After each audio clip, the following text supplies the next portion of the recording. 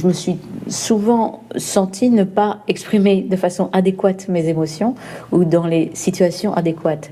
Et c'est à partir de ce sentiment, le sentiment de ne pas être adéquate, je pense que c'est peut-être de là qu'a émergé mon intérêt pour les sentiments. Bonjour, aujourd'hui on se retrouve enfin pour une nouvelle vidéo sur YouTube. Je voulais un peu vous parler du développement personnel. Ça fait hyper longtemps que je voulais parler de ce sujet, mais je vous avoue que j'avais vraiment du mal à l'aborder parce que dénoncer le développement personnel, j'ai l'impression que c'était un peu une apologie de la fainéantise, et quand on est encore justement prise dans ce cercle de productivité constante et de peur en fait de jamais faire assez et de jamais être assez, c'est vrai que j'avais du mal à me dire je vais faire cette vidéo. Et surtout, en fait, vu que les techniques de développement personnel sont un peu liées à des techniques thérapeutiques, je me suis dit mais en fait, comment tu peux dénoncer quelque chose qui fait du bien aux gens? Et je pense que là, je suis arrivée à un stade de ma réflexion où j'ai enfin compris pourquoi le développement personnel pouvait en fait être à terme dangereux. Et du coup, dans cette vidéo, ce que je vais faire, c'est que je vais mélanger un peu pas mes propres réflexions thérapeutiques, les réflexions que j'ai eues avec des thérapeutes. La psychothérapie, c'est nice, n'hésitez pas. Et du coup, un propos sociologique à travers ce livre que j'ai ressorti parce que je l'ai lu il y a hyper longtemps, et c'est quand je commençais mes études de sociologie, donc... Je te sens touchée. En fait, les livres de Eva Illouz, en général, je pense qu'ils sont accessibles et ils ont des thèmes qui sont assez... catchy.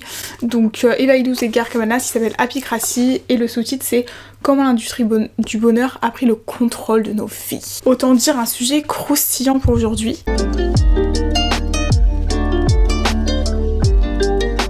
Donc le premier élément en fait que j'avais vraiment envie d'aborder, c'était le fait que ce modèle un peu standardisé de technique qui s'applique à tout le monde, c'est notamment et surtout un moyen de créer des nouvelles parts de marché. Et je vais revenir sur une analyse économique comme je l'avais fait notamment dans ma vidéo sur la mode du healthy en fait. Pour accumuler du capital, il faut vendre. Pour vendre, il faut créer des nouvelles parts de marché et donc des nouveaux besoins. Je sais que j'aime bien fournir ces logiques de ces analyses en fait par les parts de marché, mais ça veut pas dire que c'est mal de faire de l'argent sur quelque chose, pas du tout.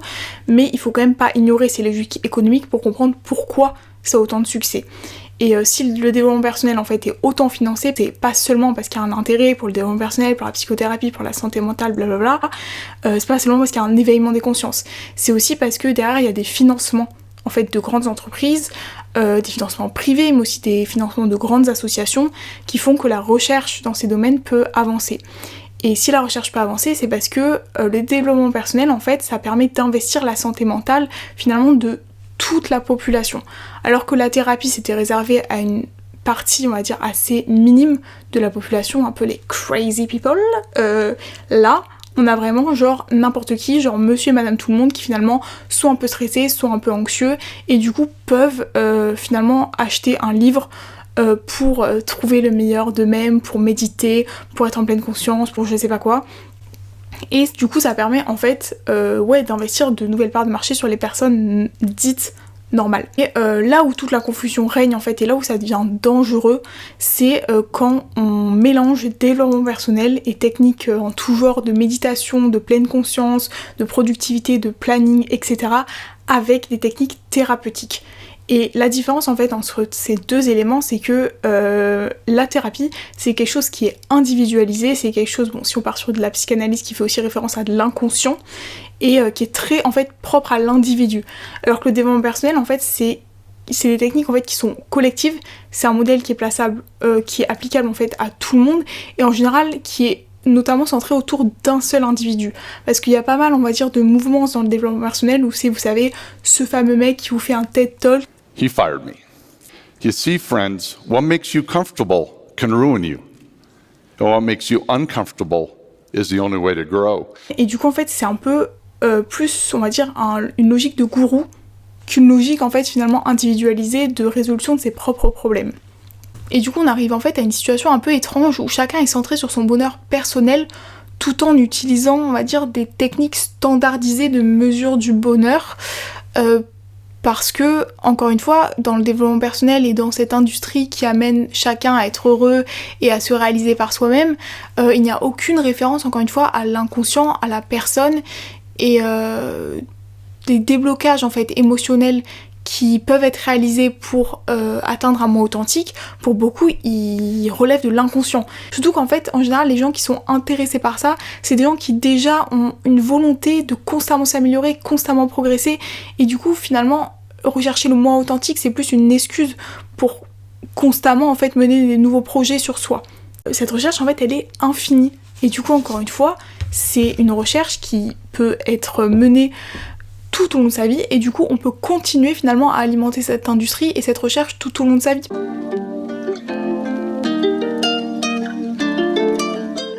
Le deuxième point que j'avais envie d'aborder, et qui est surtout le point que je trouve vraiment intéressant à aborder en sociologie, c'est le fait que en fait, cette recherche du moi authentique et cette concentration sur l'individu et sur le moi, c'est aussi lié en fait à un désinvestissement du collectif, et notamment en fait lorsque l'économie va mal. Ce que Edgar Cabanas et Eva Illouz montrent, c'est que les pays en fait où il y a le plus de chômage, c'est des pays où ces techniques en fait de recentration sur soi et de recherche du bonheur personnel en fait se développent de plus en plus.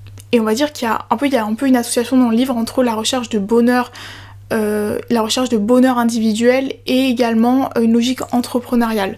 Mais c'est vrai que si vous avez l'habitude en fait de regarder des vidéos de développement personnel où justement vous avez des entrepreneurs qui se lèvent à 6h du matin, qui font un peu leur dite miracle morning, vous comprendrez très bien de quoi je veux parler. So my morning routine looks like this. I wake up every morning at 5:30. The alarm goes off. I don't hit snooze. I drink my 30 ounces of water. I send out my 3 gratitude text messages to 3 people that I appreciate and I'm grateful for that morning. I'll get my coffee, my protein shake, and my water again, and I'll attack my get shit done list. Successful people plan their day the night before. If you just wake up and you let the day or your feelings determine your day, you're fucked. On a l'impression que pour être cette meilleure version de soi-même, être son moi authentique, il faut tout quitter, il faut devenir entrepreneur, il faut chercher son bonheur individuel. Et en fait, ça c'est lié à une dérégulation collective des sociétés qui amène en fait à se réguler soi-même finalement, quand on peut plus trouver de régulation dans le collectif. Il faut aussi être très conscient que l'économie du bonheur, c'est parfois aussi une manière de se détourner en fait des problèmes économiques dits orthodoxes, dits classiques. Dans un premier lieu, c'est parti d'un bon sentiment, puisque c'était notamment lié, je pense que si vous avez fait des cours de SES au lycée, vous avez étudié le PIB, le produit intérieur brut, qui décrit finalement l'état économique d'une société. Il y avait plein de débats autour du fait, est-ce qu'on ne devrait pas finalement avoir une mesure du bonheur collectif, du bonheur des sociétés, sauf qu'en fait on en est amené à du coup créer plein de mesures objectives d'un élément qui n'est factuellement pas mesurable. Du coup, il y a des pays qui peuvent très bien être amenés à orchestrer ça en disant oui, nos citoyens sont heureux, ok, en éludant tout à fait en fait les logiques d'inégalité.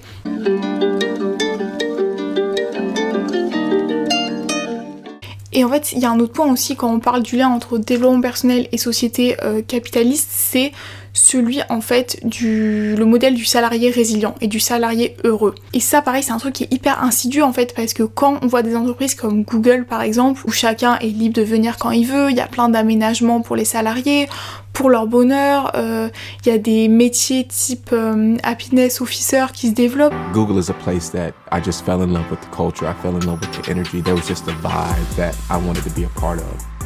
You're gonna have to make your own rules sometimes, and this is actually part of the fun. Everybody here is so nice, they're so encouraging, so that's very reassuring to be in a company where people value you.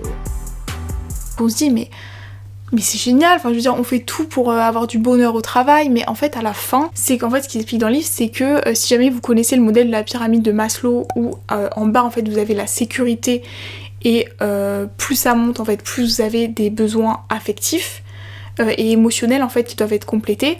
Là en fait la pyramide s'inverse, où d'abord en fait on complète vos besoins émotionnels, de bonheur, de liberté, etc. Et en fait la sécurité elle n'existe plus. Puisque tout est dérégulé et chacun vient comme il veut, chacun est libre de faire ce qu'il veut et chacun est entrepreneur de sa propre vie, de son propre travail, de son propre bonheur. Et c'est vrai que le fait de plus avoir de sécurité, si on reprend les modèles en fait de la sociologie classique, les sociétés où il n'y a plus de règles, qui sont en situation d'anomie, c'est clairement des sociétés où les individus ressentent énormément de frustration et du coup ne sont clairement pas heureux. Ça c'est quand même important de le prendre en compte, parce que quand en fait on voit des modèles comme ça d'entreprise et qu'on se dit mince, l'entreprise fait tout pour que je sois heureux et je ne le suis pas, je veux dire, il y a une culpabilisation personnelle qui peut se produire, alors qu'en fait c'est juste un pansement. En concentrant les individus sur leur bonheur personnel, ça les empêche aussi de se mobiliser collectivement pour demander autre chose en fait que ces petits aménagements qu'on a autour en fait. Voilà, suis-je une rageuse? Oui, absolument, surtout faut pas hésiter. La modernisation s'est manifestée par une sorte de personnalisation, de psychologisation de ce lien de subordination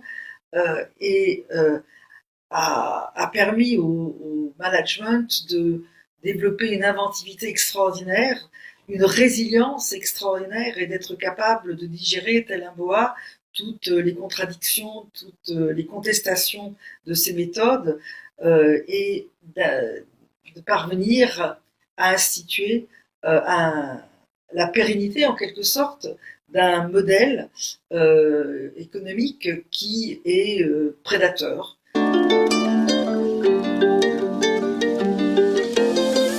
Et ce qui me permet en fait finalement aussi de conclure cette vidéo en parlant de l'importance des émotions négatives parce que dans le développement personnel il y a tout un pan sur la pensée positive, sur la gratitude, sur les affirmations positives et au bout d'un moment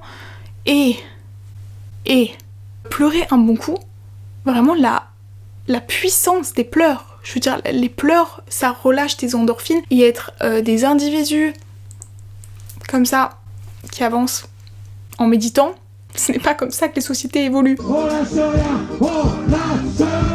Et au-delà de ça, enfin je veux dire, distinguer un sentiment en fait positif d'un sentiment négatif, c'est même extrêmement compliqué même si on essaye en fait, parce que dans plein de moments de la vie, vous allez être à la fois soulagé, mais à la fois triste, mais je veux dire, il n'y a jamais une distinction en fait qui est aussi facilement opérable, et je veux dire, s'objectiver à ce point et se dire là c'est positif, là c'est négatif, là c'est valable, là c'est pas valable, c'est finalement encore une fois se détacher totalement d'un processus intuitif, émotionnel, inconscient qui fait encore une fois ce fameux moi authentique, et qu'en cherchant en fait ce moi positif, on s'éloigne en fait de plus en plus des ressentis qui font cette authenticité, qui font cette singularité. Là c'est vraiment le truc que à titre personnel en fait je suis en train de réaliser, c'est que accepter l'adjectif accepter, c'est finalement je pense qui pour les gens qui comme moi et peut-être pas mal d'autres se posent beaucoup de questions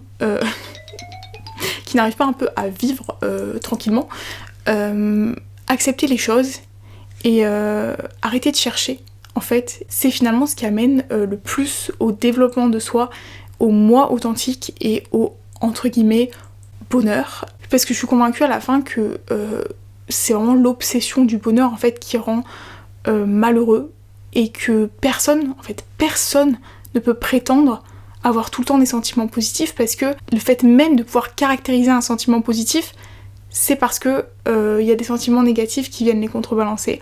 And I remember thinking to myself, so this is the beginning of happiness. This is where it starts. And of course there'll always be more. Never occurred to me. It wasn't the beginning. It was happiness. It was the moment. Right then. Merci d'être encore là, merci de m'écouter, ça me fait trop plaisir qu'il y ait des personnes qui continuent d'être là à chaque vidéo. Vous le savez, le plus gros soutien pour moi, c'est de vous abonner, c'est d'aimer la vidéo, de la partager, voilà, tout signe de vie est le bienvenu. Voilà, je vous retrouve, j'espère bientôt pour une prochaine vidéo.